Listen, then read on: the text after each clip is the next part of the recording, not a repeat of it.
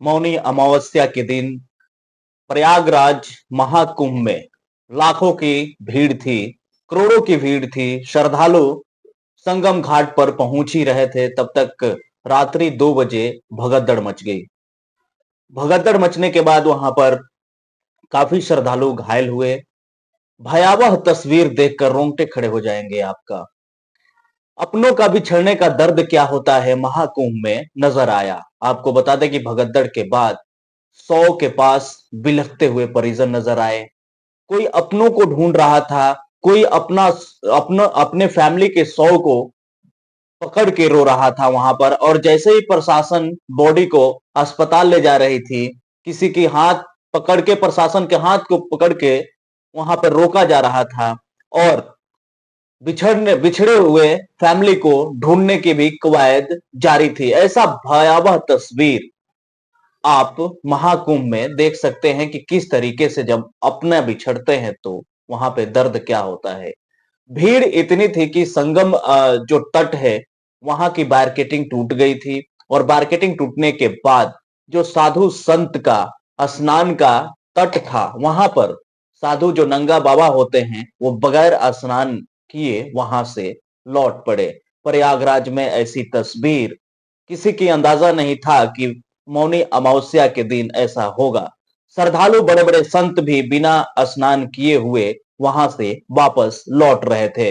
इस तस्वीर को देखकर सभी आहत थे, सभी सहमे हुए थे। बहुत साधु संतों के चेहरे पे उदासियां थी। कोई उदास था, कोई रो रहा था, तो कोई स्नान कर रहा था। एक ऐसी तस्वीर महाकुंभ, आप देखिए इस तस्वीर में जो हमारे फ्रेम में चल रहा है, किस तरीके से महाकुंभ में यह हादसा हुआ है। वही बात करें अमृत स्नान के, जो तो वो रद्द कर दिया गया है। कई अखाड़ों ने अमृत स्नान को रद्द कर दिया, क्योंकि वहां पर ऐसी स्थिति उत्पन्न हो गई, ताकि कंट्रोल करना बहुत जरूरी था। सीएम योगी आदित्यनाथ ने तुरंत स्थिति को जायजे में लिया और आदेश दिया और कड़े एक्शन की बात कही। और उन्होंने तमाम श्रद्धालुओं से अपील भी की कि किसी भी अफवाह पे न जाएं, स्थिति नियंत्रण में है। लगातार बातचीत पीएम नरेंद्र मोदी और सीएम योगी आदित्यनाथ के बीच होती रही है। और आपको बता दें कि इस बिछड़े हुए अपनों को, बिछड़े हुए अपने जब बिछड़ते हैं तो क्या दर्द होता है। अपने फैमिली को ढूंढने के लिए काफी लोग वहां पर परेशान हैं। किसी की फैमिली बिछड़ी है तो किसी की फैमिली का 100 नजर नहीं आ रहा है। ये सबसे बड़ा जो है हादसा हुआ है महाकुंभ में। और ये आपको बता दें कि ये 144 साल बाद ऐसा महाकुंभ एक बार फिर लगेगा। ऐसे ही हादसा जब स्वतंत्र भारत 1954 में पहला कुंभ लगा था प्रयागराज में, तो लाखों की भीड़ इकट्ठा हुई थी मौनी अमावस्या के दिन। उस वक्त भी ऐसे ही अफरा तफरी मची थी, भगदड़ हुआ था, जिसमें 800 लोग जो हैं मारे गए थे भगदड़ में।